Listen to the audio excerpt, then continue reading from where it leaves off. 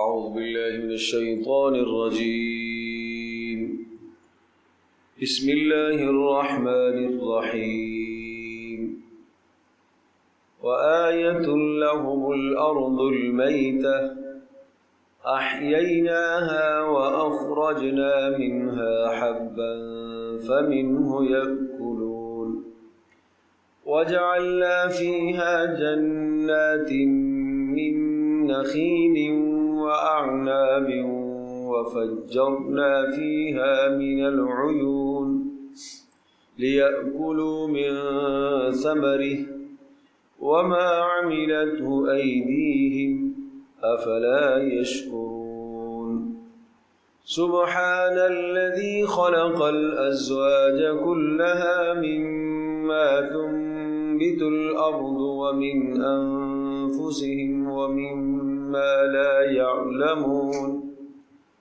وآية لهم الليل نسلخ منه النهار فإذا هم مظلمون. والشمس تجري لمستقر لها ذلك تقدير العزيز العليم. والقمر قدرناه منازل حتى عاد كالعرجون القديم. لا الشمس ينبغي لها أن تدرك القمر ولا الليل سابق النهار وكل في فلك يسبحون. وآية لهم الأرض الميتة.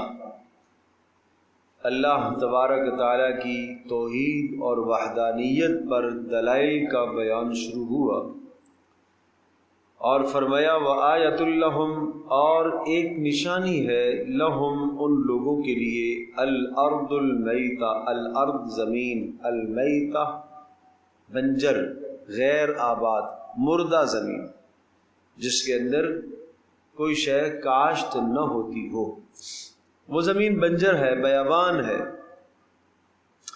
تو اس کو اللہ تبارک تعالیٰ قابل کاشت بناتا ہے۔ احییناہا، ہم نے اس کو زندہ کیا، یعنی اس میں کاشت کی صلاحیت کو ہم نے دوبارہ اس میں پیدا کیا۔ کیسے؟ آسمان سے پانی برستا ہے اور اس پانی کے ذریعے سے زمین نرم ہوتی ہے اور وہ قابل کاشت بن جاتی ہے۔ وَأَخْرَجْنَا مِنْهَا حَبًّا، اور ہم نے نکالا اس زمین میں سے حبًا، مختلف قسم کے اناج اور غلے، فَمِنْهُ، تو ان میں سے، يَأْكُلُونَ، یہ لوگ کھاتے ہیں۔ زمین سے نکلنے والے نباتات بعض ایسے ہیں کہ جو ان کو انسان استعمال کرتا ہے، کھاتا ہے، یعنی بغیر واسطے کے انسان انہیں استعمال کرتا ہے۔ سبزیاں ہیں، ترکاریاں ہیں، گندم ہے، یہ انسان کے استعمال میں ہے۔ اس لیے فرمایا ان میں سے بعض انسان کھاتا ہے اور بعض انسان نہیں، جانور کھاتے ہیں۔ گھاس پھوس، یہ جانور، چارے زمین سے نکلنے والے، یہ جانور کھاتے ہیں، اور پھر ان جانوروں میں سے جو حلال جانور ہیں ان کا انسان دودھ استعمال کرتا ہے اور ان کا گوشت کھاتا ہے۔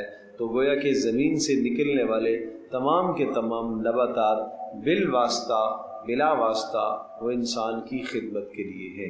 تو زمین کو اللہ نے مأمور فرمایا ہے، کس پر؟ انسان کی خدمت پر۔ وآیۃ لہم الارض المیتہ، اور زمین ان لوگوں کے لیے ایک بڑی نشانی ہے۔ احییناہا، اس کو ہم نے زندہ کیا، واخرجنا، اور ہم نے نکالا، منہا، اس میں سے، حبًا، نباتات کو، غلوں کو اور ترکاریوں کو، فَمِنْهُ يَأْكُلُونَ، اور ان نباتات میں سے بعضوں کو انسان کھاتا ہے۔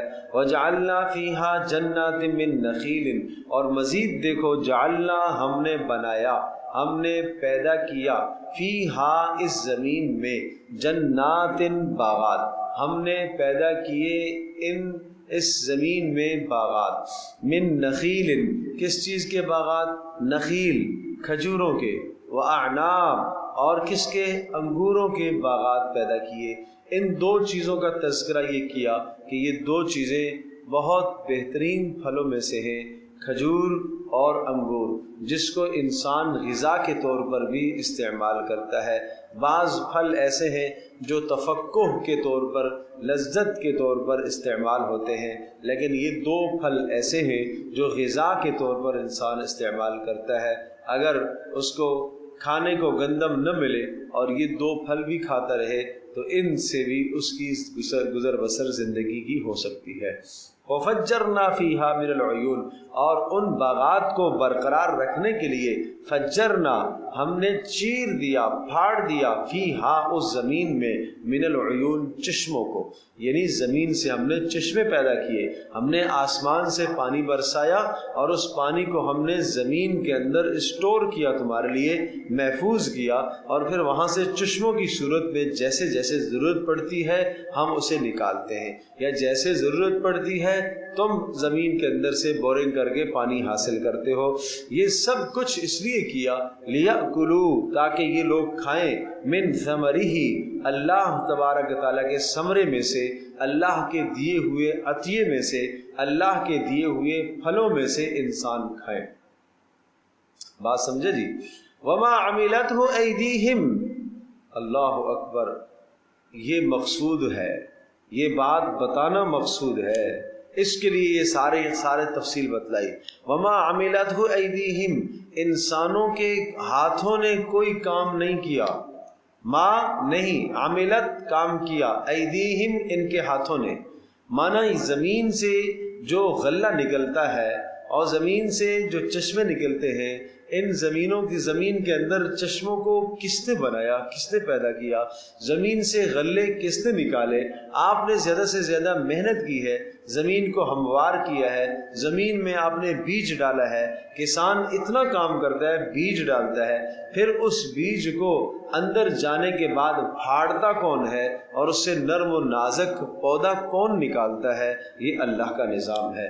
پھر اسی طرح سے اندر زمین کے اندر اس بیج کو کیڑے سے کون محفوظ کرتا ہے، کیڑا نہ کھا جائے، اگ کر آئے، باہر نکلے، وہ اسے کون نکالتا ہے، وہ اللہ ہی نکالتا ہے۔ پھر جب وہ پیدا ہو گیا پھر اس کو جناب اللہ تبارک تعالیٰ پرندوں سے اور حیوانات سے اور دیگر چیزوں سے کون محفوظ کرتا ہے، وہ اللہ ہی اس کی حفاظت کرتا ہے تاکہ انسانوں کا کام ہو۔ سمجھے جی؟ وہ بنی اسرائیل کے زمانے کی بات ہے، حضرت موسیٰ علیہ السلام نے جب فرعونیوں کو سمجھایا، نہ سمجھے تو اس پر اللہ پاک کی طرف سے عذاب آئے، فارسلنا علیہم الطوفان والجراد والقمل والضفادع والدم آیات مفصلات، پہ در پہ مسلسل اللہ کی طرف سے نشانیاں آئیں۔ پہلے کیا ہوا، اللہ پاک نے پانی بھیجا اور پانی ان کے گھروں میں بھر گیا، اور گھروں میں بھر گیا اور یوں سمجھ لیجیے کہ ناف سے اوپر اور جناب حلق تک پانی آ گیا، گھر بھر گئے۔ اے موسیٰ تو دعا کر، اگر یہ مصیبت ٹل گئی تو بس اب تو ہم ایمان لائیں گے ہی لائیں گے، اور ہم ظلم اور زیادتی چھوڑ دیں گے اور بنی اسرائیل کو آزاد کر دیں گے۔ موسیٰ علیہ السلام نے دعا فرمائی، اللہ پاک نے دعا کی برکت سے عذاب ہٹا دیا۔ تو وہ جو پانی اللہ تبارک تعالیٰ اس شر سے خیر نکالنے کی قدرت تو رکھتا ہے، شر سے خیر، خیر سے شر وجود میں لے آئے، اللہ کے لیے کیا مشکل ہے۔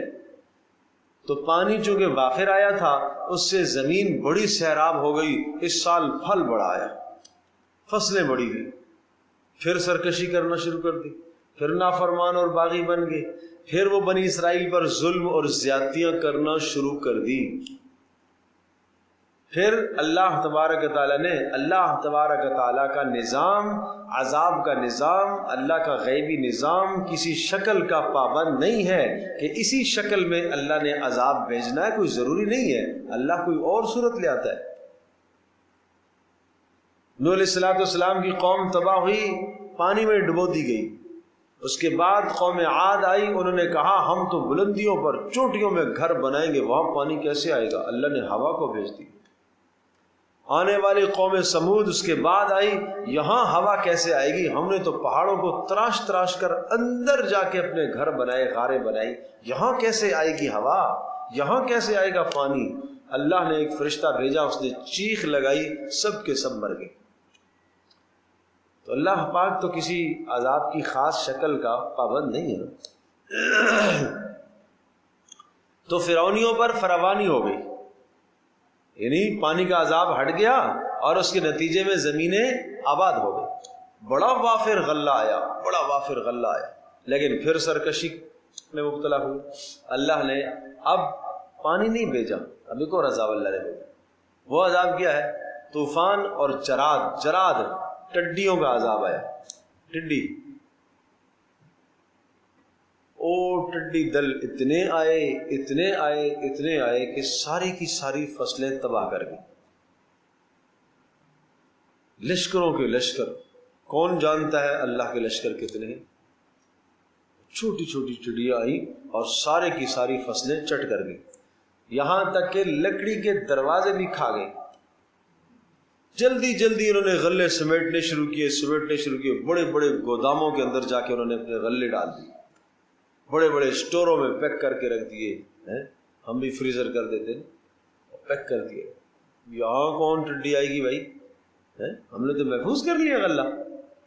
پھر سرکشی پہ آ گئے، نافرمانی پہ آ گئے، توبہ طائب پھر نہیں ہوئے، ظلم اور زیادتی پھر کرنا شروع کی. وہ جو اسٹور تھے بڑے بڑے گوداموں میں غلے اور گندم محفوظ کر لی تھی انہوں نے، اور یہ خیال تھا کہ سالوں تک تو کافی ہے. اللہ نے اسی کے اندر گھن پیدا کر دیا. اللہ نے اسی میں گھن پیدا کر دیا. بچاؤ گندم کو، کہاں سے بچاؤ؟ یہ چھوٹا سا کیڑا آیا اور ساری گندم کھا گیا، تباہ کر دی. نہ وہ اگنے کے قابل، نہ وہ کھانے کے قابل. پھر موسیٰ علیہ السلام کے پاس دوڑے، اے موسیٰ تو ہی دعا کر لے، یہ مصیبت ہٹ جائے گی، اس کے بعد تو ہماری پکی توبہ، سچی توبہ. آج ہم بھی اسی طرح سے کرتے ہیں نا، اللہ بس یہ مصیبت آ جائے تو اس کے بعد تو پکی توبہ ہے بھائی، اس کے بعد تو میں بزرگ بن جاؤں گا، اتنا بڑا بزرگ بنوں گا کہ شاید دنیا میں ایسا کوئی بزرگ نہ ہوا. لیکن مصیبت ٹلتی ہے تو پھر واپس بدمعاشی شروع ہو جاتی ہے، وہی پرانی حرکتیں شروع ہو جاتی ہیں. تو پھر اس کے بعد جب پھر سے ظلم اور زیادتیاں کرنا شروع کی تو قنبل، جوؤں کا عذاب ہے. فارسلنا علیہم الطوفان والجراد والقنبل والضفادع. اس کے بعد مینڈک کا عذاب. اب یہ مینڈک کا عذاب ایسے اللہ نے مسلط کر دیا کہ پانی پینے کے لیے اگر منہ کے قریب کرتے اور منہ کھولتے کھانے اور پینے کے لیے، لقمہ منہ میں ڈالنے کے لیے، تو مینڈک جست لگا کر منہ کے اندر داخل ہو جاتا. کروٹ لیتے تو نیچے 4-6 دبے ہوئے، ادھر کروٹ لیتے تو ادھر دبے ہوئے، ادھر بیٹھتے تو ادھر.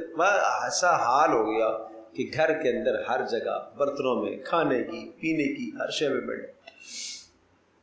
پھر موسیٰ علیہ السلام کی طرف بھاگے، اے موسیٰ تو دعا کر کے عذاب ہٹ جائے، بس آخری بار، بس ہماری توبہ ہے، آخری بار ہے، اس کے بعد نہیں کریں. موسیٰ علیہ السلام نے پھر دعا کی. پیغمبر شفیق ہوتے ہیں، مہربان ہوتے ہیں. موسیٰ علیہ السلام کی دعا کی برکت سے یہ عذاب بھی ٹل گیا. پھر واپس سرکشی پہ آ گئی، بغاوت پہ آ گئی، نافرمانیوں پہ آ گئی. جب کوئی نئی چیز نعمت ملتی تو کہتے قالوا لنا ہاذی، یہ تو ہمارا کمال ہے، یہ تو ہماری محنت ہے.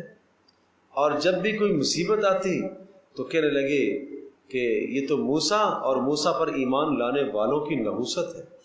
یہ جو ہمارے ملک میں ترقی کی راہ میں رکاوٹ ہے، یہ موسیٰ اور موسیٰ پر ایمان لانے والے ہیں. آج کا ظلم اور زیادتی کرنے والا طبقہ بھی یہی کہتا ہے کہ دین اس ملک کے اندر جو رکاوٹ ہے وہ دیندار طبقہ ہے، وہ دین اور اسلام جو ہے رکاوٹ ہے، لہذا ہم جس طرح سے چاہیں ہمیں کرنے دو، ہم آزاد ہیں اس میں. تو پھر اس کے بعد ایک اور عذاب اللہ نے مسلط کیا، والدم، خون. پانی پینے کے لیے گلاس منہ کے قریب کرتے خون بن جاتا، اور بدبو اور سڑان اس میں سے آتی. کھانے میں، پینے میں، ہر شے میں، ہر طرف خون ہی خون ان کو نظر آتا. گھروں کے اندر خون بھر گئے. اللہ پاک کے عذاب ہے. تو یہ پے در پہ جو نشانیاں آئیں، ان نشانیوں سے سمجھنا چاہیے. جب نہیں سمجھے تو پھر قرآن کہتا ہے فانتقمنا منہم، پھر ہم نے بدلہ لیا ان سے. پھر کیا کیا، کیسے بدلہ لیا؟ فاغرقناہم فی الیم، ان کو ہم نے ڈبو دیا سمندر میں. کیوں؟ ذالک بأنہم کذبوا بآیاتنا، یہ اس لیے کہ ہماری اتنی ساری نشانیوں کا پے در پے عذابوں کا انہوں نے انکار کیا، تکذیب کی، وَكَانُوا عَنْهَا غَافِلِينَ، اور سب کے سب عذابوں کی جتنی نشانیاں آئی تھیں ان سب سے وہ غافل تھے، لہذا غفلت کا نتیجہ یہی۔ آج اسی طرح کا حال ہمارے ملک میں بھی، ایسا ہی حال ہمارے ملک میں، ایک مصیبت سے خلاصی ملتی ہے تو دوسری، اس سے جب تھوڑا سا سنبھلتے ہیں تو تیسری آ جاتی ہے، تیسری سے سنبھلتے ہیں تو پھر چوتھی مصیبت آتی ہے، چوتھی سے سنبھلتے ہیں تو پھر پانچویں آتی ہے۔ یہ بے حیائی کے سیلاب اور فحاشی اور عریانی کے سیلاب، یہ سب عذاب کی شکلیں ہیں۔ عذاب کا یہ معنی، جب لفظ عذاب آتا ہے تو ہم سمجھتے ہیں کہ شاید عذاب کا مطلب ہے کہ قوم لوط کی طرح پتھر برسیں گے آسمان سے، ہم یہ سمجھتے ہیں کہ شاید عذاب جو نا آسمان سے کوئی فرشتہ اترے گا اور چیخ لگائے گا۔ بھائی اللہ تبارک تعالیٰ کسی عذاب کی شکل کا پابند نہیں ہے، یہ سب عذاب کی شکلیں، باہمی اختلاف کا ہو جانا، افتراق و انتشار کا ہو جانا، یہ عذاب کی شکلیں ہیں۔ اس لیے سوچنے کی ضرورت ہے، اللہ کی طرف پلٹنے کی ضرورت ہے، اللہ کی طرف رجوع کرنے کی ضرورت ہے۔ آگے بھی آیات آ رہی ہیں، تو اس لیے وما عملت ایدیہم، یہ سارے کام انسانوں کے ہاتھوں نے تو نہیں کیے۔ افلا یشکرون، کیا پھر یہ شکر کیوں نہیں ادا کرتے؟ ان کو شکر ادا کرنا چاہیے۔ سبحان الذی خلق الازواج، بلند و بالا ہے وہ ذات، شرک سے پاک ہے، شرک سے پاک ہے بھائی، جو اللہ یہ سارے کام کرنے میں تنہا ہے۔ کون سے کام؟ زمین سے غلے اگانے میں، اور ان کو تمہارے لیے خوراک بنانے میں، تمہارے لیے رزق بنانے میں، وہ تنے تنہا یہ کام کرتا ہے۔ تو سبحان، پھر وہ پاک ہے کس چیز سے؟ شرک سے۔ خلق الازواج، اسی نے تو جوڑے جوڑے بنایا ہے، کلھا مما تنبت الارض، تمام چیزیں جو زمین سے اگتی ہیں، ومن انفسہم، اور تمہارے اندر بھی تو اس نے جوڑے جوڑے بنائے ہیں، ومما لا یعلمون، اور وہ مخلوقات سمندروں کے اندر اور خشکیوں میں جو تم نہیں جانتے ہو، ان مخلوقات کے بھی اس نے جوڑے جوڑے بنائے ہیں۔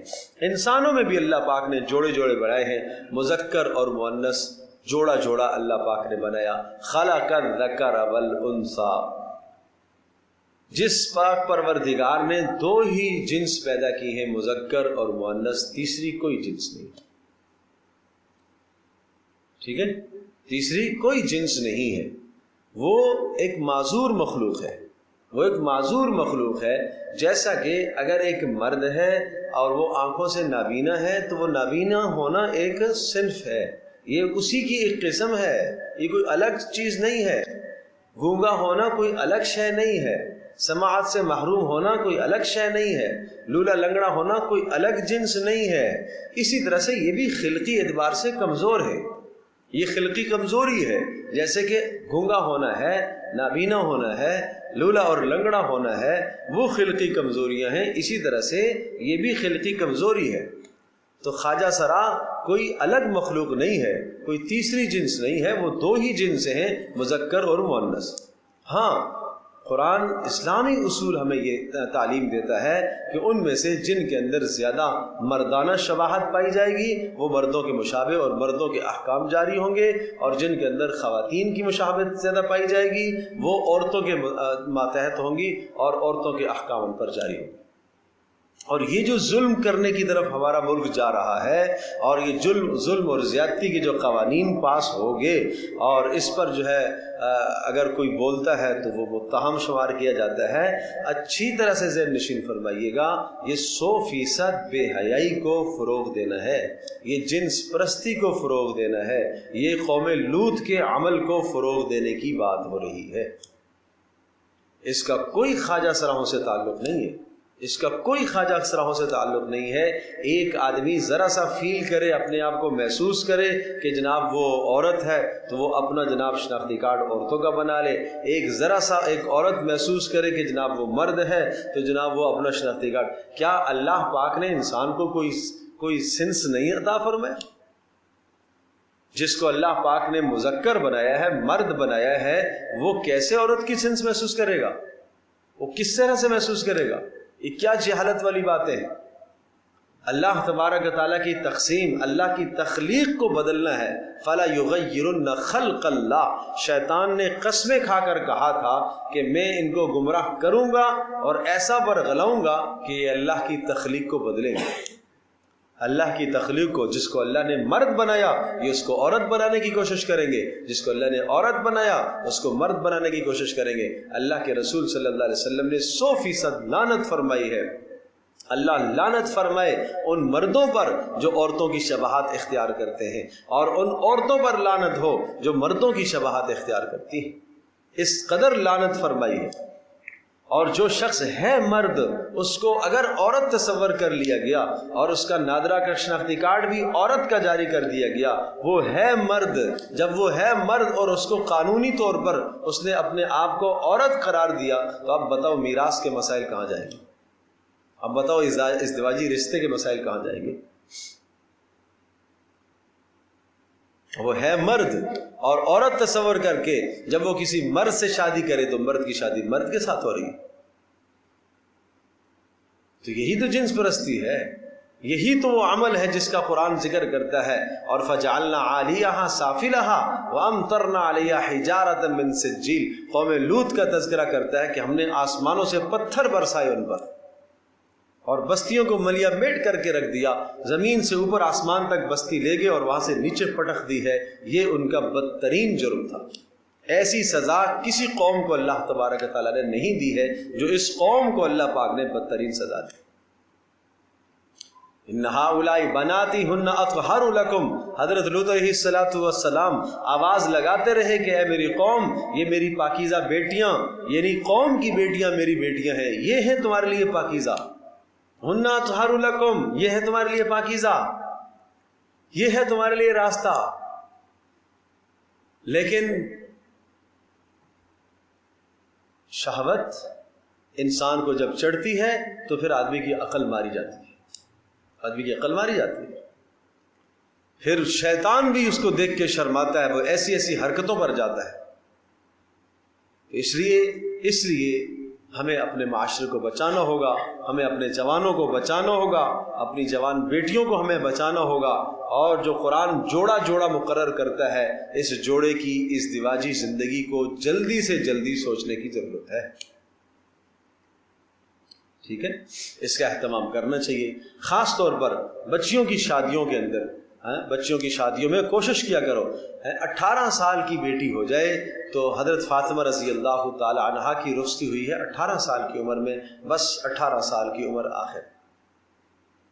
پیارے پیغمبر صلی اللہ علیہ وسلم کی شادی ہوئی ہے 25 سال کی عمر میں، بس 25 سال کی عمر ہو جائے تو یہ آخری عمر ہے جوان کی، بس اس کے بعد شادی کرا دو، تاکہ ان تمام قسم کی بے حیائیوں سے اور ان غلاظتوں سے اور ان گندگیوں سے ہمارے معاشرے کو پاک کیا جا سکے. ٹھیک ہے نا. تو یہ ہے بات جوڑا. یہ جو رواج ہو گیا ہے کہ عورتوں کی عمریں بیت جاتی ہیں، گزر جاتی ہیں، 30 سال عمر ہو جاتی ہے، 35 سال 40 سال تک عمریں پہنچ جاتی ہیں، ابھی تک ان کے رشتے نہیں ہوئے ہیں. یہ ماں باپ بڑی زیادتی کر رہے ہیں، یہ بڑی زیادتی کر رہے ہیں اپنی بچیوں کے ساتھ. سخت زیادتی ہے بیٹیوں کے ساتھ. یہ قیامت کے دن پوچھ ہوگی اور بہت گناہ کی بات ہے. اس بات کی فکر کرنی چاہیے. تو اس لیے فرمایا خلق الازواج، اس پروردگار نے تو جوڑا بنایا. وآیۃ لہم اللیل، اور اس کی نشانیوں میں سے رات بھی تو ایک نشانی ہے. یہ نہیں دیکھتے ہو رات کتنی بڑی اللہ کی قدرت کی نشانی ہے؟ کون ذات ہے جو رات سے دن لاتا ہے اور دن سے رات لاتا ہے؟ نسلخ منہ النہار، ہم نکال کے لے آتے ہیں اس رات سے کیا چیز؟ النہارا، دن. رات سے ہم دن کو لے آتے ہیں، سورج کا اجالا، اور سورج کو ہم طلوع کرتے ہیں. کون ذات ہے؟ قل ارأیتم ان جعل اللہ علیکم اللیل سرمدا الی یوم القیامہ من الہ غیر اللہ یأتیکم بضیاء. فرمایا کہہ دیجئے اگر اللہ پاک اس رات کو روک دے، کون ہے جو تمہارے لیے دن لے کر آئے گا؟ قل ارأیتم ان جعل اللہ علیکم النہار سرمدا الی یوم القیامہ، بتاؤ تو صحیح اگر اللہ پاک اس دن کو روک دے، من الہ غیر اللہ یأتیکم بلیل تسکنون فیہ، کون ذات ہے جو رات تمہارے لیے لے کر آئے جس رات میں تم آرام کرتے ہو؟ تو یہ اللہ کی قدرت کی بڑی نشانیاں ہیں، بڑی نشانیاں ہیں. اور دیکھو قرآن کوئی فلسفیانہ باتیں نہیں کرتا، قرآن ظاہر میں وہ دلائل ذکر کرتا ہے جو ہر آدمی کو سمجھ میں آتے ہیں۔ زمین سے نکلنے والے غلے نباتات، اس کے لیے کوئی پڑھا لکھا ہونا آدمی ضروری نہیں ہے، یہ ہر عامی آدمی کو بھی یہ بات سمجھ میں آ رہی ہے۔ اور دن سے رات کا ہونا اور رات سے دن کا ہونا کہ اس کے پیچھے کوئی قدرت ضرور ہے، ضرور کسی قدرت کا ہاتھ ہے اور کسی قدرت کی طاقت ہے، اور وہ قدرت اللہ کی قدرت ہے۔ اس کے لیے کوئی علم کا ہونا ضروری نہیں ہے، کوئی پڑھا لکھا ہونا ضروری نہیں ہے، ہر آدمی اس بات کو سمجھتا ہے۔ فرمایا نسلخ من النہار، دن سے ہم نکال دیتے ہیں، دن کو ہم کھینچ لیتے ہیں، فَإِذَا هُمْ مُظْلِمُونَ، تو یہ اچانک اندھیرے میں ہو جاتے ہیں، یعنی رات ہے، نسلخ منہ النہار، اور اسی طرح سے رات سے ہم جو ہے وہ دن کو کھینچ دیتے ہیں، تو فَإِذَا هُمْ مُظْلِمُونَ، اچانک اندھیرے میں ہوتے ہیں۔ وَالشَّمْسُ تَجْرِي لِمُسْتَقَرٍّ لَهَا، اور اتنی بڑی دلیل، والشمس، اور سورج، تجری جو چل رہا ہے، لِمُسْتَقَرٍّ لَهَا، اپنے مدار پر، وہ قرار پر، اور اپنے مدار پر وہ چکر لگا رہا ہے۔ ذالک تقدیر العزیز العلیم، یہ اس پاک پروردگار کا نظام بنایا ہوا ہے، تقدیر نظام قائم کیا ہوا ہے، العزیز جو غلبے والا ہے، العلیم جو جاننے والا ہے۔ سورج کا صبح طلوع ہونا اور پھر زوال میں آنا اور پھر غروب کی طرف رخصت ہونا اور پھر اگلے دن سے پھر طلوع ہونا، یہ اللہ کا نظام ہے۔ اور آج ہمارے پاس سے غروب ہونا، دوسرے ملکوں کے اندر جا کے طلوع ہونا، یہ سب کچھ اللہ کا نظام ہے، یہ سارا کا سارا اللہ کا نظام ہے۔ اور یہ سورج ایک گردش میں ہے۔ والقمر قدرناہ منازل، اور چاند قدرناہ، ہم نے مقرر کی ہیں،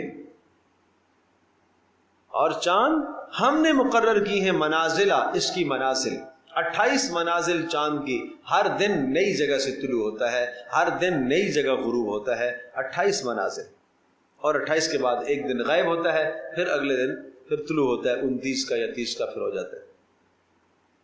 حتی عاد کالعرجون القدیم، یہاں تک کہ حتی عاد، لوٹ کے آ جاتا ہے، کالعرجون، ارجون کی طرح، ارجون کہتے ہیں کھجور کی شاخ، سوکھی ہوئی پتلی باریک شاخ کھجور کی، اور القدیم جو پرانی اور بالکل بوسیدہ شاخ ہوتی ہے، اور جب وہ آپس میں مڑ جاتی ہے اس میں خم آتا ہے، تو چاند کی کیفیت بھی ایسی ہی ہو جاتی ہے۔ 20-22 کے بعد آپ چاند کی کیفیت دیکھیں، 22 تاریخ ہو جانے کے بعد پھر یہ کالعرجون القدیم والی شکل ہوتی ہے، ٹھیک ہے نا۔ اللہ اکبر، ایک بہت بڑا سبق چاند میں بھی اور سورج میں بھی، 3 ادوار دونوں پر آتے ہیں۔ سورج جب صبح طلوع ہوتا ہے اس کا بچپنا ہے، ہلکی ہلکی دھوپ ہوتی ہے، دھیمی دھوپ قابل برداشت ہوتی ہے۔ زوال میں جب آتا ہے شدت ہے، یہ اس کی جوانی ہے، عروج ہے مکمل، اور زوال سے جب ڈھل جاتا ہے اب یہ بڑھاپا ہے، اب یہ آہستہ آہستہ بڑھاپے کی طرف، بڑھاپے کی طرف، بڑھاپے کی طرف، پھر عصر کے بعد بالکل بڑھاپا، پھر زرد پڑ گیا۔ یہی 3 ادوار انسان پر آتے، آدمی کا بچپنا، پھر آدمی کی جوانی اور شباب، پھر اس کے بعد انسان کا بڑھاپا۔ عمر کے 40 سال گزرنے کے بعد اب ڈھلنا شروع ہو جاتا ہے، زوال کی طرف ڈھلنا شروع ہو جاتا ہے آدمی۔ تو یہ روزانہ ہمیں سبق دے رہا ہے سورج کہ انسان، جو روزانہ تو میرے 3 حال دیکھتا ہے، یہی 3 حال تیرے بھی۔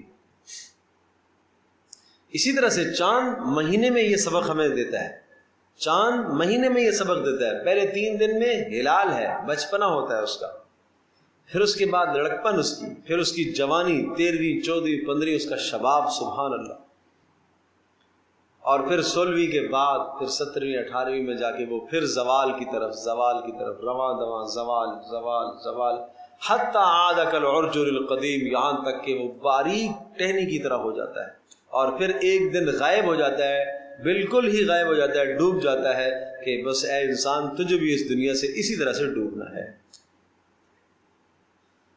بات سمجھے بھائی؟ تو یہ سورج روزانہ سبق دیتا ہے اور چاند مہینے میں یہ سبق سکھاتا ہے، انسان عبرت تو حاصل کرے۔ لَلشَّمْسِ يَنبَغِي لَهَا، اگلی بات، لَلشَّمْسِ يَنبَغِي لَهَا، فرمایا سورج کے لیے مناسب نہیں ہے، اس کی طاقت نہیں ہے، لَلشَّمْسِ يَنبَغِي لَهَا، سورج کی طاقت نہیں ہے، أَن تُدْرِكَ الْقَمَرَ، کہ وہ چاند کو پالے، رات چھائی ہوئی ہو اور چاند مکمل طور پر شباب میں ہو اور اس وقت اچانک سورج طلوع ہو کے آ جائے کہ بس رات ختم اب دن شروع، یہ نہیں ہو سکتا، یہ نہیں ہو سکتا۔ وَلَا اللَّيْلُ سَابِقُ النَّهَارِ، اور نہ ہی رات دن سے سبقت کر سکتی ہے، یعنی نہ ہی چاند سورج پر سبقت کر سکتا ہے کہ عین دوپہر کا وقت ہو، شباب ہو سورج کا، زوال کا وقت ہو، بالکل عروج کا وقت ہو سورج کا، اور اس وقت اچانک سے چاند طلوع ہو کے آ جائے اور چاند اپنی روشنی پھیلا دے اور سورج کی روشنی مدھم ہو جائے اور مغلوب ہو جائے، ایسا نہیں ہو سکتا۔ کیونکہ انسان کا نظام تھوڑا یہ کہ آج اس کو آنے میں تاخیر ہو گئی ہے، آج یہ ذرا جلدی آ گیا ہے لہذا دونوں ٹکرا گئے۔ دن میں سورج کی بادشاہت ہے، رات میں چاند کی بادشاہت ہے، کوئی ایک دوسرے کی بادشاہت میں دخل اندازی نہیں کرتا۔ پتہ یہ چلا کہ ہر چیز کے اختیارات ہیں، ہر چیز کو اللہ پاک نے ایک حد عطا فرمائی ہے، اس حد سے آگے کوئی نہیں بڑھتا۔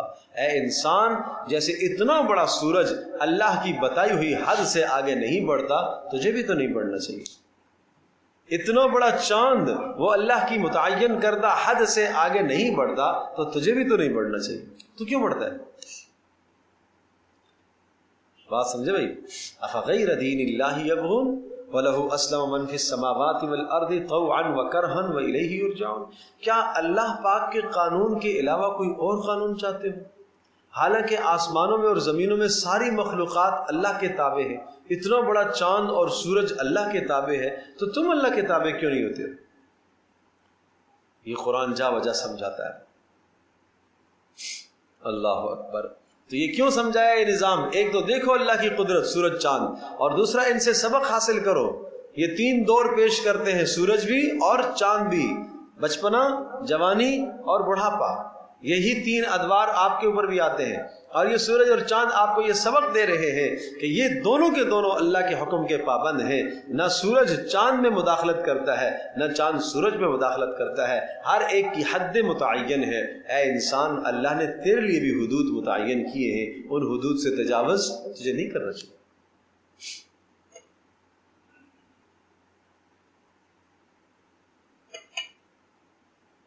وَكُلٌّ فِي فَلَكٍ يَسْبَحُونَ، اور ہر ایک اپنے اپنے مدار میں تیر رہا ہے، سورج، چاند، ستارے، ہر ایک۔ وَكُلٌّ فِي فَلَكٍ يَسْبَحُونَ، یہ جو جملہ ہے نا وَكُلٌّ فِي فَلَكٍ يَسْبَحُونَ، اس کی بڑی ایک عجیب فصاحت کی ایک بات آپ کو بتاتا ہوں۔ کُلٌّ فی فلکن، تین لفظ، کل فی فلک، آپ اس کو آخر سے بھی پڑھو تب بھی اسی طرح سے پڑھا جائے گا۔ شروع میں کیا ہے؟ کاف اور لام، کل، پھر کیا ہے؟ فا اور یا، فی، پھر کیا ہے؟ فلک، فا لام کاف فلک۔ اب آخر سے پڑھو، آخر میں کیا ہے؟ کاف اور لام، کل، پھر کیا ہے؟ فی اور یا، فی ہو گیا، پھر کیا ہے؟ فی لام کاف فلک۔ سمجھ میں آیا نکتہ؟ یہ عربی زبان، یہ قرآن کی زبان ہے۔ اسی طرح سے ایک اور لفظ ہے وَرَبَّكَ فَكَبِّرْ، اس کے اندر بھی اسی طرح سے وَرَبَّكَ فَكَبِّرْ، آخر سے بھی پڑھے تب بھی یہی بنے گا، شروع سے بھی پڑھے تب بھی یہی بنے گا۔ اللہ اکبر، اللہ اکبر۔ وَآیَةٌ لَّهُمْ أَنَّا حَمَلْنَا ذُرِّيَّتَهُمْ، اور ایک اور بڑی نشانی بتاؤ، وَآیَةٌ لَّهُمْ، اور ان کے لیے ایک نشانی، وہ کیا؟ أَنَّا حَمَلْنَا ذُرِّيَّتَهُمْ، ہم نے ان کی ذریت کو تو اٹھایا تھا نا، فی الفلک المشحون، اور بھری ہوئی کشتی میں۔ کیا؟ آباء و اجداد، آباء و اجداد تمہارے معنی یہ کہ نوح علیہ السلام کے زمانے میں جب طوفان آیا تھا تو ہم نے کشتی کے اندر ان لوگوں کو سوار کیا تھا جو ایمان والے تھے، تو اس طوفان سے کس نے بچایا؟ اللہ نے بچایا۔ ان 82 افراد کو کس نے بچایا؟ اللہ نے بچایا، اور جب اللہ نے انہیں بچایا تو انہی سے آج نسل چلی، اور آج تم زندہ ہو۔ اگر وہ نہ زندہ بچتے تو تم بھی زندہ نہ ہوتے۔ اللہ اکبر۔ فی الفلک المشحون، فلک کشتی، المشحون بری ہوئی، وخلقنا لهم من مثله ما يركبون، اور اس کشتی کی طرح ہم نے اور بھی چیزیں ہم نے پیدا کی ہیں۔ انسان کہتا ہے ہم نے بنایا، خلقنا، اللہ کہہ رہا ہے ہم نے بنایا انسانوں کے فائدے کے لیے، من مثلہ، اس کی طرح اور چیزیں، کس کی طرح؟ کشتی کی طرح، ما یرکبون، جس پر یہ کیا کرتا ہے؟ سواریاں کرتا ہے۔ قسم قسم کی ایجادات آ جا گئے، جہاز تیار ہو گئے، گاڑیاں تیار ہو گئی ہیں، تیز رفتار سواریاں، اور تیار ہوتی رہیں گی۔ یہ کس ذات نے انسان کو اتنی صنعت اور عقل عطا فرمائی ہے؟ وہ اللہ ہی۔ اب اگلی بات سنیے گا، وَإِن نَّشَأْ نُغْرِقْهُمْ فَلَا صَرِيخَ لَهُمْ وَلَا هُمْ يُنْقَذُونَ، اور فرمایا کہ وَإِن نَّشَأْ، اگر ہم چاہیں، نُغْرِقْهُمْ، ان کو ڈبو دیں، فَلَا صَرِيخَ لَهُمْ، کوئی ان کی فریاد سننے والا نہیں ہوگا، وَلَا هُمْ يُنْقَذُونَ، اور نہ ان کو کوئی چھڑا سکے گا، نہ یہ چھڑائے جائیں گے اور نہ ان کی کوئی فریاد سنے گا۔ إِلَّا رَحْمَةً مِنَّا، مگر ہماری طرف سے جب رحمت ہوتی ہے، وَمَتَاعًا إِلَىٰ حِينٍ، اور ایک وقت تک ہم زندگی دیتے ہیں، متاعًا سامان دیتے ہیں، ایک وقت تک جب ہم چاہتے ہیں سامان دیتے ہیں اس انسان کو، اس کو ہم زندگی دے دیتے ہیں۔ وَإِذَا قِيلَ لَهُمُ اتَّقُوا مَا بَيْنَ أَيْدِيكُمْ وَمَا خَلْفَكُمْ لَعَلَّكُمْ تُرْحَمُونَ، اور جب ان سے کہا جاتا ہے اتقوا، ارے ڈرو، ما بین ایدیکم وما خلفکم، ما بین ایدیکم، جو پیچھے عذابات گزرے ہیں قوموں کے، ان عذابوں کو سوچو اور ڈرو، وما خلفکم، اور جو آنے والے عذاب ہیں قیامت میں، ان عذابوں سے عبرت حاصل کرو، لعلکم ترحمون، تو یہ کیا اس لیے تاکہ تمہارے پر رحم کیا جائے۔ لیکن جواب یہ ہے، یہ شرط ہے، جب ان سے کہا جاتا ہے کہ جو زندگی ماقبل گزری ہے لوگوں کی، ماضی کے حالات سے سبق حاصل کرو اور آنے والے عذابوں سے بھی سبق حاصل کرو، تو یہ نہیں کرتے، یہ اعراض کرتے ہیں۔ وما تأتیہم من آیۃ من آیات ربہم، اور جب بھی ان کے پاس کوئی نشانی آتی ہے، وما تأتیہم من آیۃ، میں نے پہلے بھی عرض کیا ہے، یہ عذاب کے نمونے یہ کیا ہیں؟ یہ نشانیاں ہیں، اور جب بھی کوئی آیت آتی ہے، نشانی آتی ہے ان کے رب کی طرف سے، الا کانوا عنہا معرضین، مگر کیا کرتے ہیں؟ اس سے بولو بھائی، اعراض کرتے ہیں۔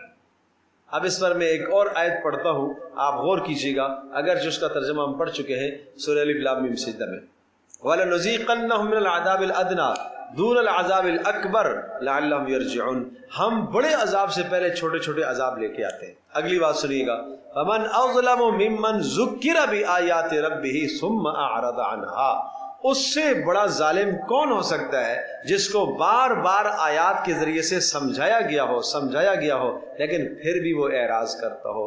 انا من المجرمین منتقمون، ایسے مجرموں سے تو ہم سخت بدلہ لیں گے، ایسے مجرموں سے ہم سخت بدلہ لیں گے۔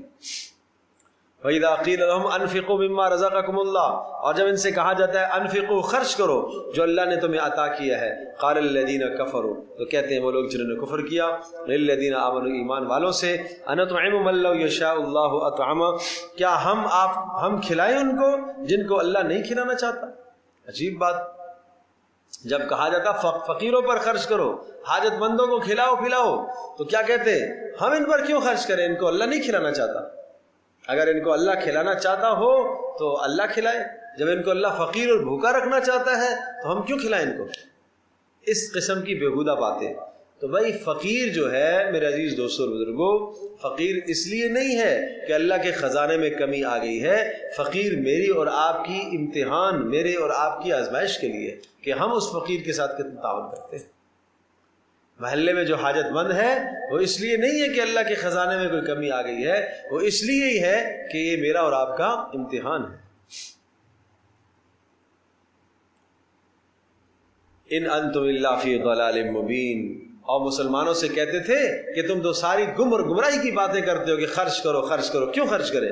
وَيَقُولُونَ مَتَىٰ هَٰذَا الْوَعْدُ، اور یہ کہتے ہیں کہ وہ وعدہ کب آئے گا، ان کنتم صادقین، اگر تم سچ بولتے ہو تو بتاؤ وعدہ کب آئے گا، قیامت کب آئے گی۔ ان ما ينظرون الا صیحة واحدہ، نہیں انتظار کرتے مگر ایک ہی چیخ آئے گی، تأخذہم، جو ان کو پکڑے گی، وہم یخصمون، اور یہ آپس میں بحث مباحثہ کر رہے ہوں گے، اچانک موت آ کے پکڑے گی، فلا یستطیعون توصیۃ، اور جب یہ آپس میں بحث مباحثہ کر رہے ہوں گے اور عذاب کی شکل آئے گی، فلا یستطیعون توصیۃ، وہ کوئی وصیت کرنے کی استطاعت بھی نہیں رکھیں گے، ولا الی اہلہم یرجعون، اور نہ اپنے گھر والوں کے پاس واپس آنے کی طاقت رکھیں گے کہ ٹھیک ہے بھائی آج موت دینی ہے، مجھے گھر جانے دو، میں بیوی بچوں سے ذرا مل دوں، موت دینی ہے مجھے کوئی وصیت کرنے دو، کہا نہیں، کوئی وصیت کا موقع نہیں ملے گا، جب موت آئے گی تو اسی وقت صفایا ہو جائے گا۔ وَنُفِخَ فِي الصُّورِ فَإِذَا هُم مِّنَ الْأَجْدَاثِ إِلَىٰ رَبِّهِمْ يَنسِلُونَ، قیامت کا منظر ذکر کیا جا رہا ہے. وَنُفِخَ فِي الصُّورِ، اور وہ وقت یاد کرو کہ جس وقت سور پھونکا جائے گا. وَنُفِخَ فِي الصُّورِ فَإِذَا هُمْ مِنَ الْأَجْدَاثِ، تو یہ سب کے سب قبروں سے اٹھیں گے. اِلَىٰ رَبِّهِمْ، اپنے رب کی طرف. يَنْسِلُونَ، دوڑتے ہوئے جا رہے ہوں گے، قبروں سے نکل کر اپنے رب کی طرف دوڑتے ہوئے جا رہے ہوں گے. قَالُوا يَا وَيْلَنَا، ہول اور ہیبت ایسی ہوگی، ایسی ہیبت تاری ہوگی، کہیں گے یا ویلنا، ہے افسوس. من بعثنا، کس نے اٹھایا ہمیں، من مرقدنا، ہماری نیند کی جگہ سے. دیکھو قبر میں جو عذاب اور تکلیف ہوگی اس کو ہلکا محسوس کریں گے، اور آخرت کی ہولناکی اتنی ہوگی کہ پچھلے سارے عذاب بھول جائیں گے اور یہ کہیں گے کہ ہم تو آرام سے رہ رہے تھے، کس نے ہمیں اٹھایا. ھذا ما وعد الرحمن، جواب آئے گا ملائکہ کی طرف سے، یہ وہی قیامت ہے جس کا رحمان نے وعدہ کیا تھا.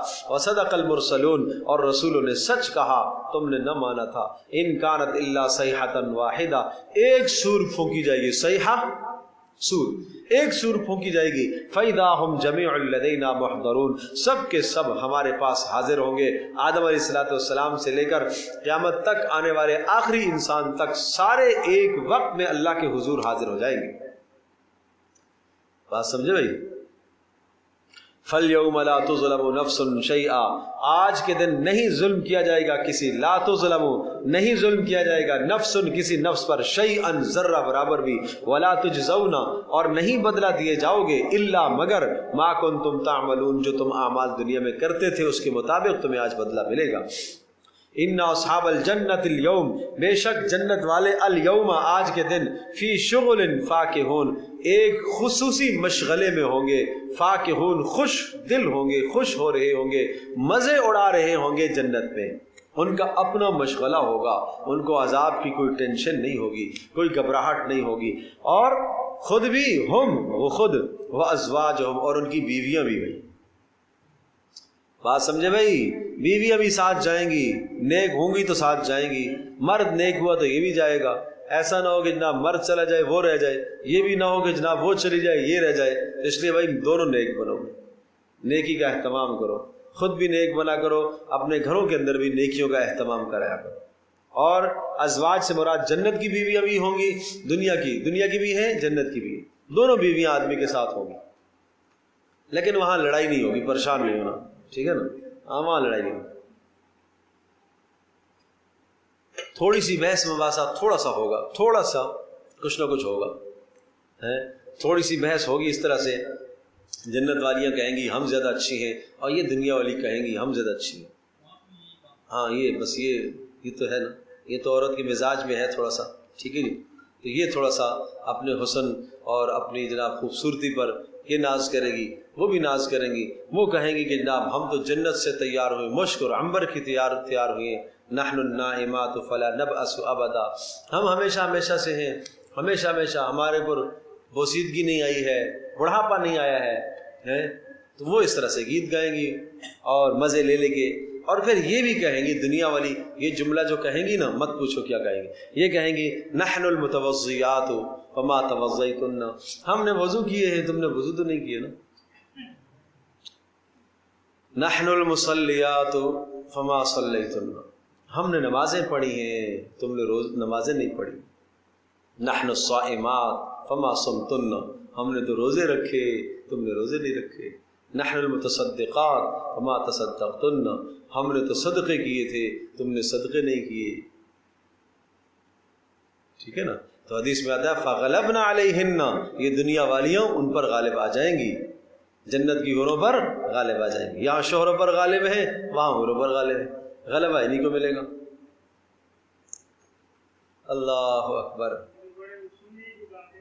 ہاں تو اب یہ ظاہر سی بات ہے، شوہر بیٹھا ہوا تماشا دیکھ رہا ہوگا، سمجھے بھائی، وہ مزے لے کے سن رہا ہوگا ان کی باتیں، اور یہ آپس میں بحث مباحثہ کر رہی ہوگی. لیکن غلبہ پھر بھی دنیا والی کو ہوگا. کس بات پر؟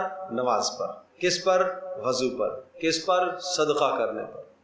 یہ اعمال ہیں، یہ اعمال جنت والیوں نے تو نہیں کیے نا، یہ حوروں نے تو نہیں کیے. بالآخر یہ جیت جائیں گی کہ ہمارے پاس ایسے ایسے اعمال ہیں، ایسے ایسے اعمال کا نور ہے، یہ تمہارے پاس تو نہیں ہے. ٹھیک ہے تم مشک و عنبر سے بنی ہو، تو پتہ چلا کہ حسن و جمال اصل نہیں ہے، اعمال اصل ہے.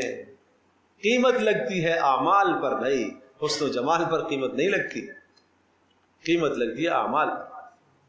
عمل کرو، عمل کرو.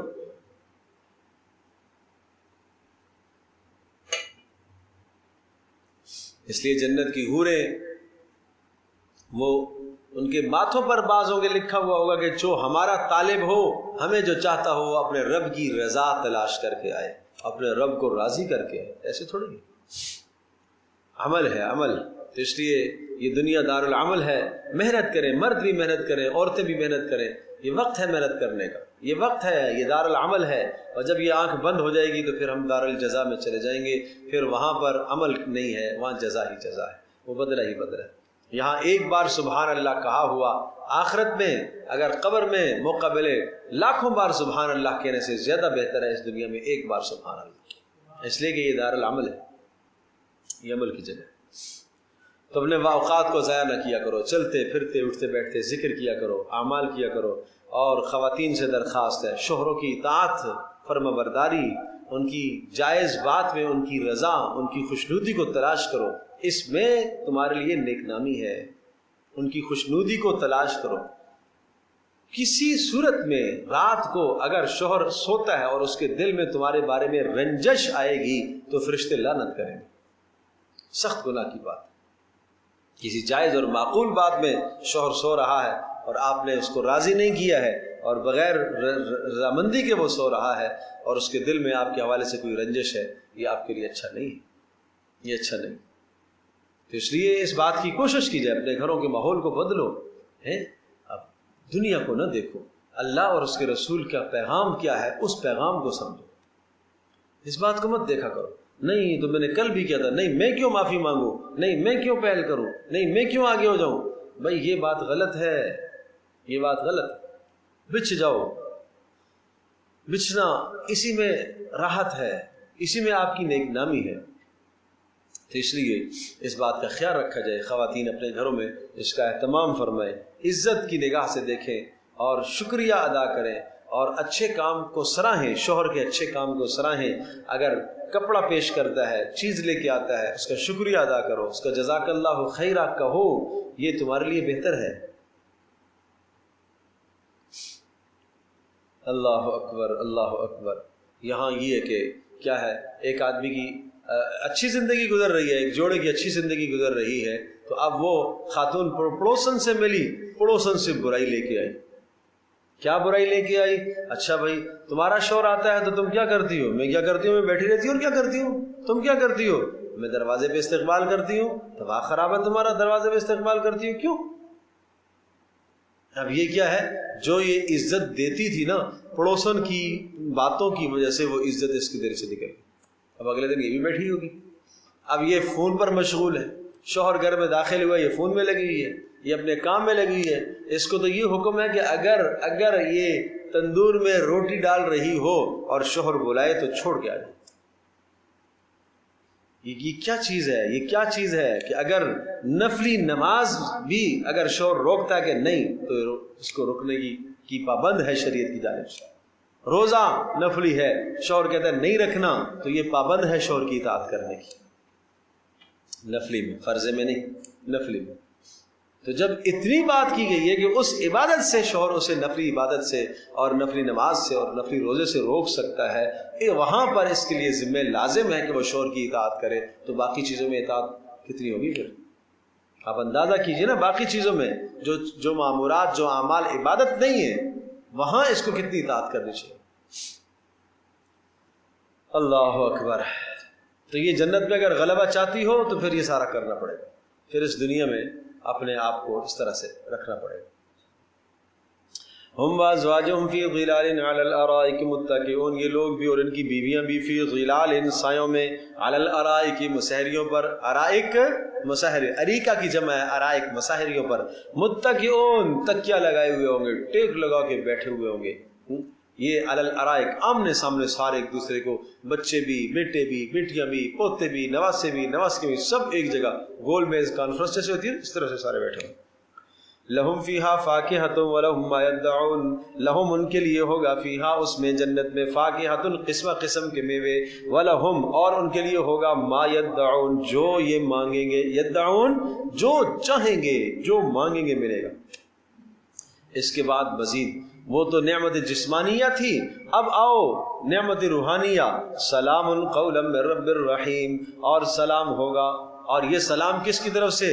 رب رحیم کی جانب سے سلام ہوگا۔ ملائکہ آ کے سلام پیش کریں گے، اللہ خود سلام پیش کرے گا، اے میرے بندے بتا تو خوش ہے؟ ہر ایک سے الگ الگ پوچھے گا، میرے بندے السلام علیکم، بتاؤ تم خوش ہو کہ نہیں؟ بتاؤ تم خوش ہو کہ نہیں؟ اے میری بندی تو بتا تو خوش ہے کہ نہیں؟ تو خوش ہے کہ نہیں؟ تو خوش ہے کہ نہیں؟ ہر ایک سے۔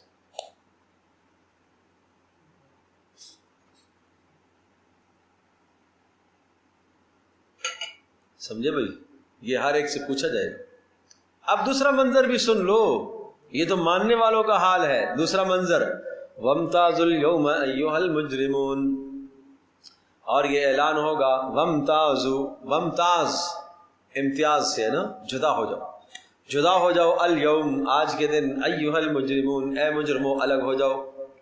جی دنیا کے اندر تو سارے مل کر رہتے ہیں، ایک ہی گھر کے اندر بے نمازی اور نمازی بھی، ایک ہی گھر کے اندر جناب بدکار بھی ہے نیکوکار بھی ہے، ایک ہی محلے کے اندر زانی بھی ہے اور عفت اور پاک دامن بھی ہے۔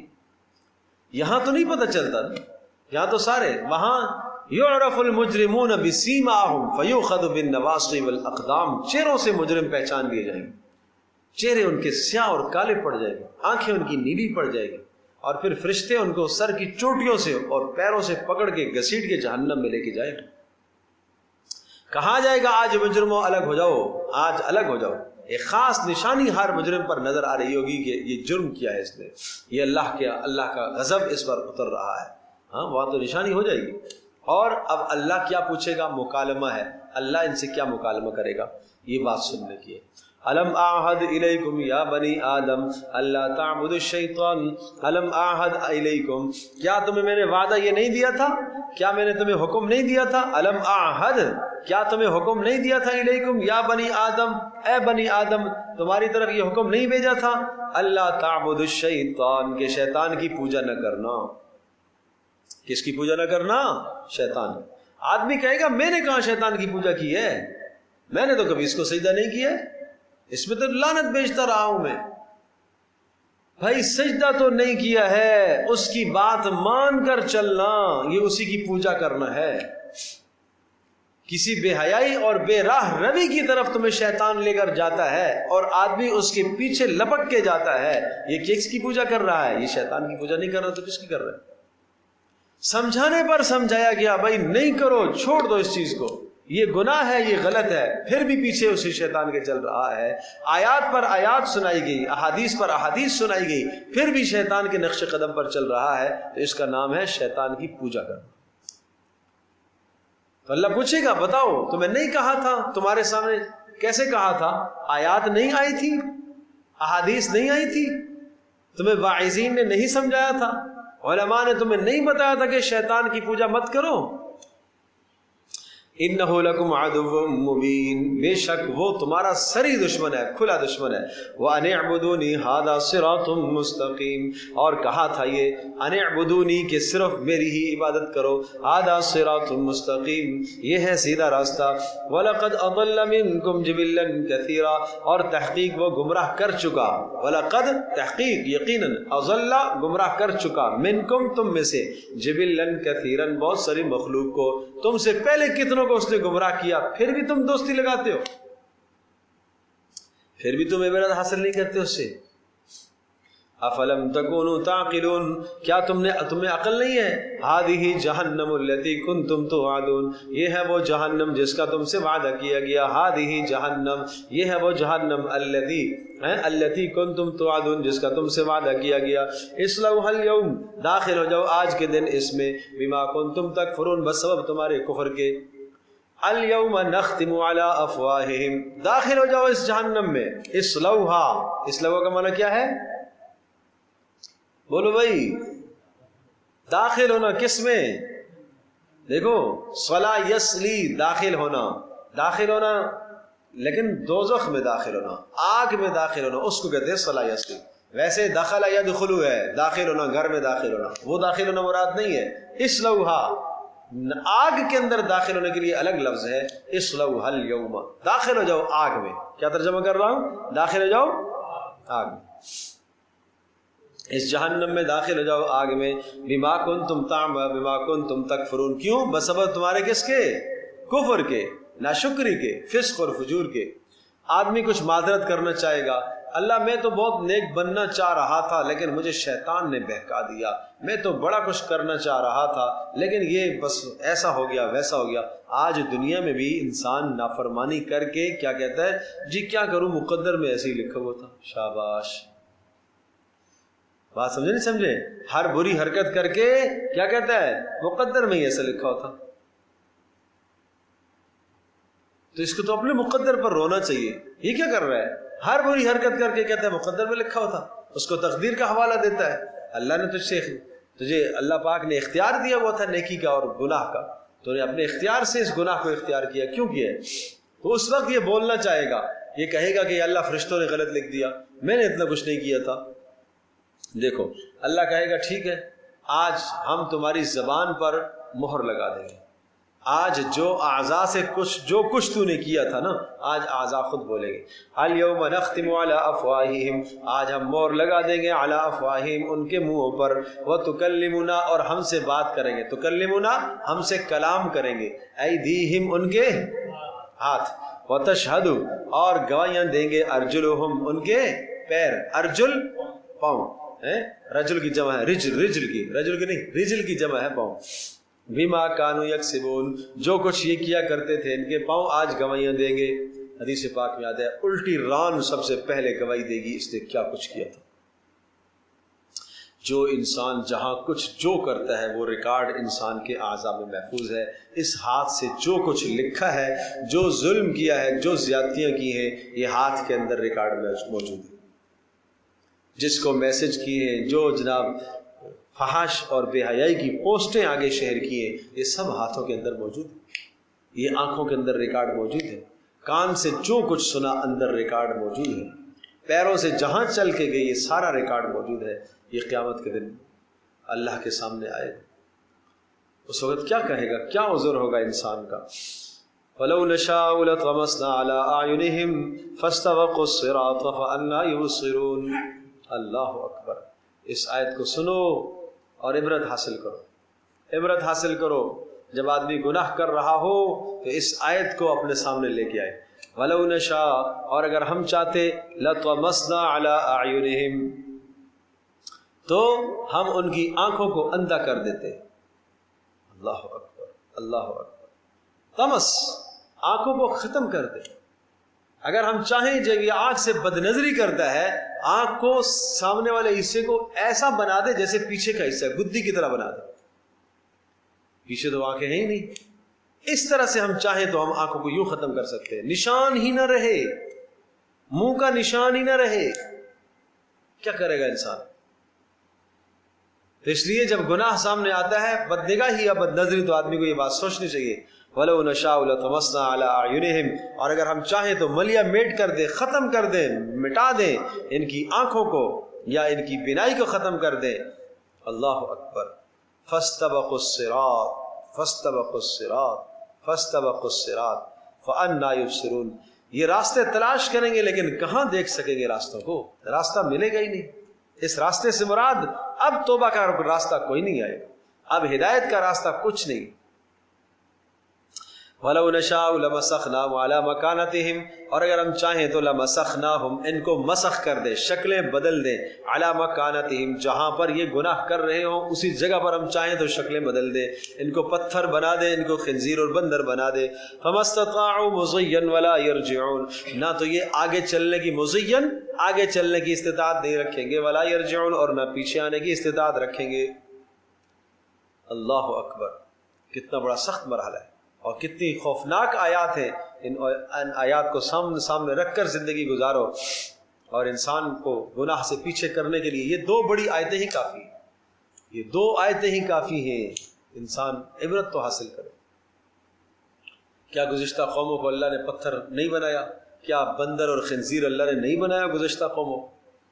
وَمَن نُعَمِّرْهُ نُنَكِّسْهُ فِي الْخَلْقِ أَفَلَا يَعْقِلُونَ وَمَا عَلَّمْنَاهُ الشِّعْرَ وَمَا يَنبَغِي لَهُ وَمَن نُعَمِّرْهُ، اور جس کو ہم بڑھاپا دیتے ہیں، نُنَكِّسْهُ فِي الْخَلْقِ، اس کو ہم خلقت میں بدلتے رہتے ہیں، ایک حالت سے دوسری حالت میں، جس کو ہم چاہیں بچپن میں موت دے دیں، جس کو ہم چاہیں جوانی میں دے دیں، جس کو ہم چاہیں بڑھاپے میں دیں، لیکن جس کو ہم بڑھاپے کی طرف لے کر جاتے ہیں نُنَكِّسْهُ فِي الْخَلْقِ، تو اس کو ہم اوندا کرتے رہتے ہیں، الٹ پلٹ کرتے رہتے ہیں۔ معنی یہ ہے کہ جب انسان بڑھاپے میں آتا ہے تو اس کا حال بچے کی طرح ہو جاتا ہے، ضعف اور کمزوری اتنی ہو جاتی ہے، ہاتھ کام نہیں کر پاتے، پیر وہ طاقت پیروں میں نہیں رہی، آنکھوں میں وہ طاقت نہیں رہی، کانوں میں وہ طاقت نہیں رہی، زبان پہ وہ طاقت نہیں رہی، ہر عضو کمزور ہوتے ہوتے ہوتے ہوتے ہوتے بالکل وہ دن آ جاتا ہے جیسے بچپنا تھا۔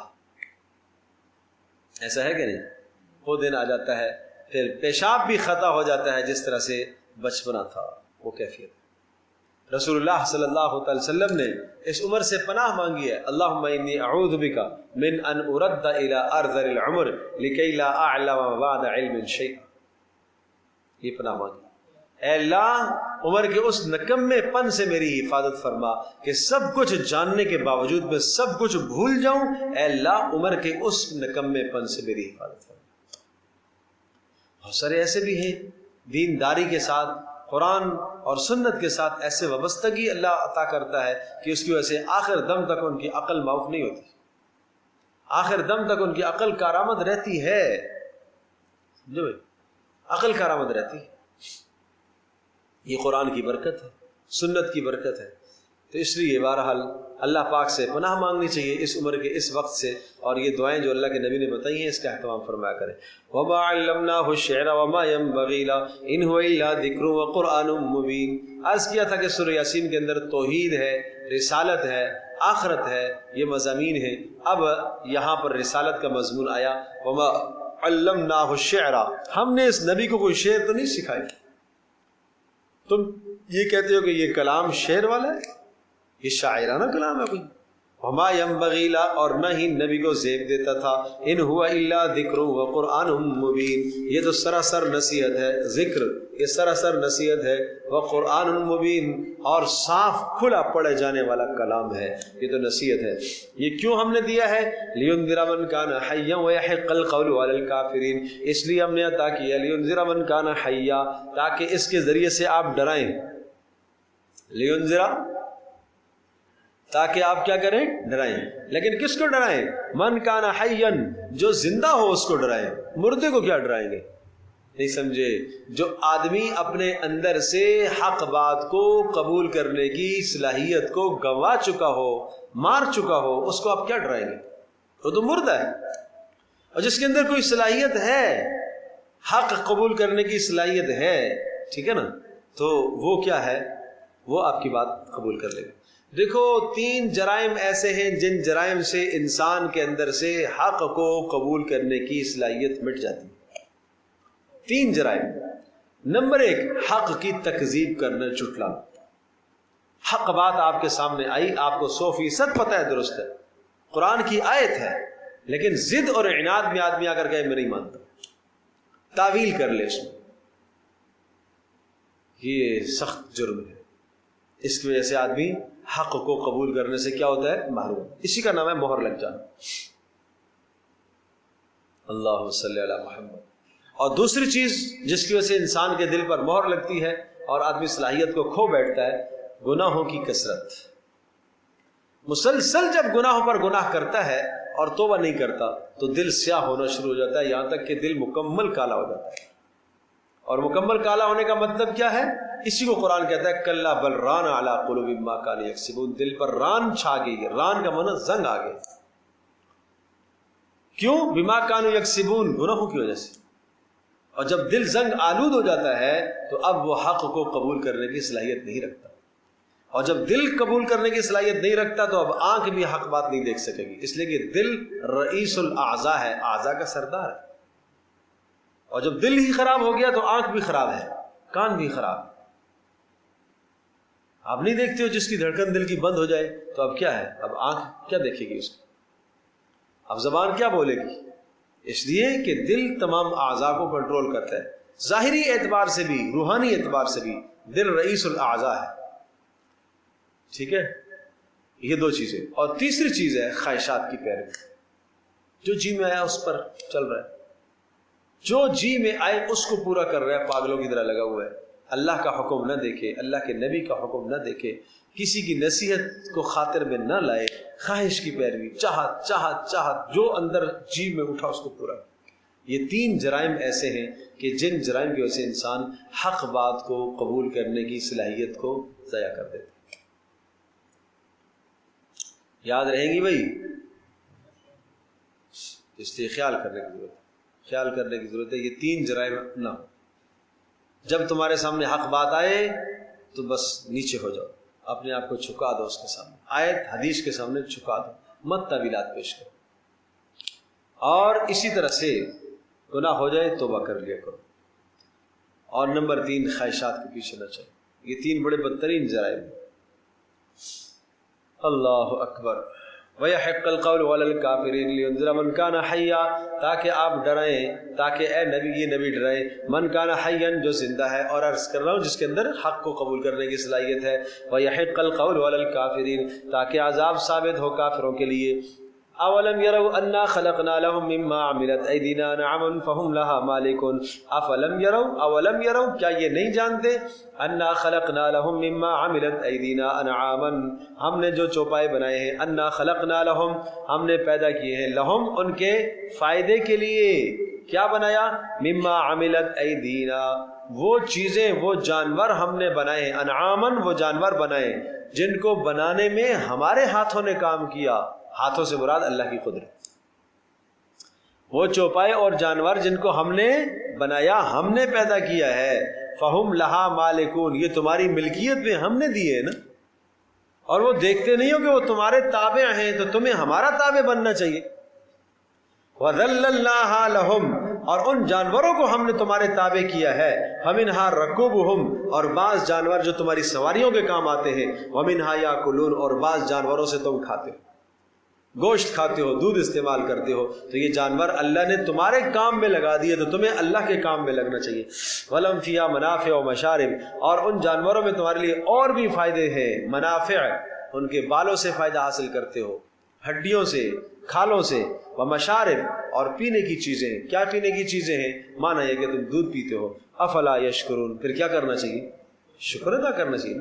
لیکن پھر بھی واتخذوا من دون اللہ آلہۃ، عجیب بات ہے، پیدا جانور سارے اللہ نے کیے، پھر بھی ان لوگوں نے اللہ کے سوا اوروں کو معبود بنا دیا. لعلہم ینصرون، یہ کیوں کرتے ہیں؟ تاکہ دوسروں سے مدد لیں. کیا کوئی مدد کرے گا ان کی؟ اللہ کے سوا اوروں کو معبود بنا دیا. کیوں؟ لعلہم ینصرون، یہ سمجھتے ہیں کہ شاید ان کی مدد کی جائے گی. لا یستطیعون نصرہم، ارے نہیں یہ معبود ان کی مدد کر سکتے. وہم لہم جند محضرون، یہ سب کے سب اللہ کے سامنے حاضر کیے جائیں گے. فلا یحزنک قولہم، اے نبی اب یہ جو آپ کے خلاف باتیں کرتے ہیں، آپ کو غمگین نہ کریں ان کی باتیں. انا نعلم، ہم خوب جانتے ہیں، ما یسرون، جو وہ سینوں میں چھپاتے ہیں، وما یعلنون، اور جو اپنے اعضاء سے ظاہر کرتے ہیں. اولم یر الانسان انا خلقنا، یہ آخری مکالمہ ہے. یہ ابی بن خلف ایک کافر تھا، بدترین رسول اللہ صلی اللہ علیہ وسلم کا دشمن، اور کفر ہی پر اس کا خاتمہ ہوا. ایک بوسیدہ ہڈی کہیں سے راستے سے مل گئی، اور اس بوسیدہ ہڈی کو ہاتھ پر رکھ کر لے آیا اور اس کو مسلنے لگا، اور مسل کر اس نے ہاتھ پر رکھا اور پھونکا، اڑا دیا، خاک کو اڑا دیا، اور کہنے لگا من یحیی العظام وہی رمیم، اس بوسیدہ ہڈی کو کون زندہ کرے گا؟ تو کہہ رہا ہے مرنے کے بعد زندہ ہونا ہے، اس ہڈی کو کون زندہ کرے گا؟ اس کے باقی اجزاء پتہ ہی نہیں ہے کہاں ہیں، باقی اجزاء پتہ ہی نہیں کہاں ہیں، یہ کس کی ہڈی ہے، کس کی ہے، کچھ پتہ ہی نہیں ہے، کون اسے زندہ کرے گا؟ اس پر یہ آیات نازل ہوئی. اب دیکھو کیا ڈانٹ آئی اور کس طرح سے اللہ تبارک و تعالیٰ نے سمجھایا. اولم یر الانسان، یہ انسان نہیں سمجھتا، یہ نہیں جانتا. انا خلقناہ، ہم نے اس کو پیدا کیا، من نطفۃ، ایک نطفے سے. اچھا ایک نطفے سے پیدا کیا، پانی کے قطرے سے. فاذا ہوا خصیم مبین، یہ صاف جھگڑالو بن گیا ہمارے بارے میں.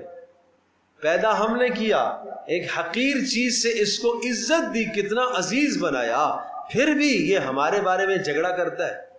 یعنی جس پروردگار نے اس کو نطفے سے اٹھا کر انسان بنایا، کیا یہ اس بات کے لیے دلیل کافی نہیں ہے کہ جس رب نے یوں بنایا وہ مرنے کے بعد دوبارہ بھی زندہ کر سکتا ہے؟ کہ یہ کافی نہیں ہے اس کے لیے؟ فَإِذَا هُوَ خَصِيمٌ مُبِينٌ، پھر بھی یہ جھگڑے کرتا ہے، لڑتا ہے. وَضَرَبَ لَنَا مَثَلًا وَنَسِيَ خَلْقًا، جی وَضَرَبَ لَنَا مَثَلًا، اور ہمارے لیے مثالیں بیان کرتا ہے، اور یہ کہتا ہے کہ کیسے زندہ کرے گا. وَنَسِيَ خَلْقًا، اپنی تخلیق کو بھول گیا. ضَرَبَ لَنَا مَثَلًا، ہمارے لیے مثالیں بیان کرتا ہے اور اپنی تخلیق کو بھول گیا. قَالَ، کہتا ہے، کیا کہتا ہے؟ مَن يُحْيِي الْعِظَامَ، کون زندہ کرے گا ان ہڈیوں کو، وَهِيَ رَمِيمٌ، اور یہ بوسیدہ ہو چکی ہوں گی تو کون زندہ کرے گا؟ سبحان اللہ. جواب سنو، قل، اے نبی آپ اعلان فرما دیجئے، کہہ دیجئے، یحییھا الذی، زندہ کرے گا ان ہڈیوں کو، الذی، وہ اللہ، انشأھا اول مرہ، جس پاک پروردگار نے انہیں پیدا کیا ہے پہلی بار. اول مرہ، پہلی بار پیدا کیا، وہ انہیں زندہ کر لے گا. اچھا زندہ کر لے گا تو یہ تو بکھری ہوئی ہڈیاں ہیں، آدھی یہاں ہیں، آدھی کہیں اور ہیں، کہیں اور ہیں. ایک مر گیا آدمی اور اس کے بعض اجزاء کو چونٹیوں نے کھا لیا، ان چونٹیوں کو کسی اور نے کھایا، کہاں چلے گئے اجزاء؟ کچھ اجزاء جناب درندوں کے پیٹوں میں چلے گئے، کچھ سمندروں کی مچھلیوں نے کھا لیے، کچھ اجزاء پرندوں نے نوچ لیے. یہ کیسے جمع ہوگا؟ اب اگلا جملہ سنیے، وَهُوَ بِكُلِّ خَلْقٍ عَلِيمٌ، وہ اپنی مخلوق کو جانتا ہے کہاں کہاں منتشر ہے. نہیں سمجھے؟ وہ اپنی مخلوق کو جانتا ہے کہاں کہاں بکھری پڑی ہے. الذی جعل لکم من الشجر الاخضر، اور وہ پاک ذات جس نے پیدا کیا تمہارے لیے، تمہارے فائدے کے لیے، من الشجر الاخضر، سبز درخت سے، نارن، آگ کو پیدا کیا ہے. یہ دو درخت ہوتے تھے عرب میں، اور ان دو درختوں کو کی شاخوں کو آپس میں ٹکراتے تھے تو آگ پیدا ہوتی تھی. اور آج کل تو یہ نئے نظام آ گئے، لیکن بہرحال یہ بھی جو نظام ہے، آگ سلگانے کے نظام کس نے بنایا؟ یہ کس چیز سے جو تم آگ سلگاتے ہو، آگ وجود میں آتی ہے اور اس سے تم فائدہ حاصل کرتے ہو، اور جب تم چاہتے ہو اس کو بجھا دیتے ہو. کبھی آپ نے سوچا ہے اللہ کی قدرت؟ کیا مائیں بہنیں کچن میں کھڑی کبھی یہ سوچا ہے کہ یہ کس اللہ نے بنائی ہے آگ؟ کیا اس کی نافرمانی؟ اور سورہ واقعہ کے اندر تو یہ ارشاد فرمایا، نحن جعلناها تذکرۃ، آگ کے متعلق دو باتیں کہی. کہا نحن جعلناها تذکرۃ، ہم نے اس آگ کو تو نصیحت کا ذریعہ بنایا ہے کہ اس آگ کو دیکھ کر تم جہنم کی آگ کو یاد کر سکو. ومتاعا للمقوین، اور اس دنیا میں رہنے والوں کے لیے سامان بنایا ہے تاکہ اس کے ذریعے سے فائدہ حاصل کر کے چیزوں کو پکا سکو، فائدہ حاصل کر سکو. تو اللہ کی قدرت کی بڑی نشانی ہے. فرمایا جس پاک پروردگار نے تمہارے لیے شجر اخضر، سبز درخت سے بنایا ہے، نارن، آگ کو، فَإِذَا أَنْتُمْ مِنْهُ تُوقِدُونَ، اور تم اسی سے پھر جلاتے ہو اور سلگاتے ہو اور اپنے کام کرتے ہو. أَوَلَيْسَ الَّذِي، تو جس رب نے یہ کام کر دیا اس کے لیے مردوں کو پیدا کرنا دوبارہ کیا مشکل ہے. أَوَلَيْسَ الَّذِي خَلَقَ السَّمَاوَاتِ، کیا نہیں ہے وہ ذات جس نے پیدا کیا آسمانوں کو، والارض، اور کس کو؟ زمینوں کو، بقادر، کیا وہ قدرت نہیں رکھتا اس بات پر، ان یخلق مثلہم، کہ ان کی مثل وہ پیدا کرے؟ جس نے آسمانوں کو بنایا کیا اتنے اور آسمان نہیں پیدا کر سکتا؟ کر سکتا ہے. جو زمینیں بنائی اس طرح کی اور زمینیں نہیں بنا سکتا؟ بنا سکتا ہے. جس نے آسمان اور زمینیں بنائی ہیں کیا وہ اس بات پر قدرت نہیں رکھتا ان یخلق مثلہم، کہ ان انسانوں کی طرح کے اور انسان بنائے؟ بلا، کیوں نہیں؟ کیا مطلب؟ قدرت رکھتا ہے. وَهُوَ الْخَلَّاقُ الْعَلِيمُ، اور وہ خوب پیدا کر، خلاق مبالغہ ہے، خوب پیدا کرنے والا ہے اور خوب جاننے والا ہے. اچھا اس کا پیدا کرنا قیامت میں کیسا ہوگا؟ کتنا وقت لگے گا؟ کائنات بنانے میں کتنا وقت لگا؟ دوبارہ پیدا کرنے میں کتنا وقت لگے گا؟ انما امرہ، بھائی اس کا معاملہ یہ ہے، اذا اراد شیئا، جب وہ کسی چیز کا ارادہ کرتا ہے، ان یقول لہ کن، کہتا ہے پیدا ہو جا، وجود میں آ جا، فیکون، تو وجود میں آ جاتی ہے. فسبحان الذی بیدہ ملک، پھر سمجھو، پھر پاک ہے وہ اللہ. پھر تسبیح بیان کرو اس اللہ کی. پھر تقدیس بیان کرو سبحان، نسبح، پھر ہم تسبیح بیان کرتے ہیں اس اللہ کی، الذی بیدہ ملکوت کل شیء، جس کے قبضہ قدرت میں ہر چیز کی حکومت ہے، ملکوت کل شیء، ہر شے کا اختیار جس کے پاس ہے، وإلیہ ترجعون، اور اسی ہی کی طرف تم سب کو لوٹ کر جانا ہے۔ پھر اس اللہ کی تسبیح بیان کرو۔ تسبیح بیان کرنا، اس اللہ کو شرک سے پاک سمجھو، اس اللہ کو شرک سے پاک سمجھو، اس اللہ کو ظلم اور زیادتی سے پاک سمجھو، یہ اس کی تسبیح کا تقاضا ہے۔ اللہ اکبر، لا الہ الا اللہ، لا الہ الا اللہ۔